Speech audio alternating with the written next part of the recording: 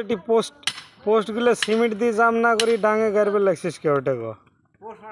হ্যাঁ তো রড ওটা সিমেন্ট দিয়ে জাম করবো না গো? না না আর্থিং এর মশলা কই? আর্থিং এর বস্তু কই রে?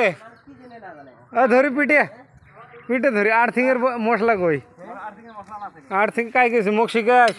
হ্যাঁ আর্থিং বানাতে কি কি লাগে ক ক আগত?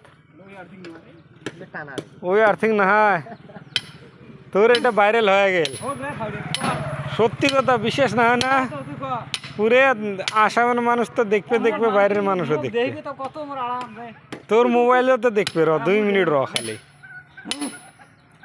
এই দেখো এগুলা জালিয়াতি কাম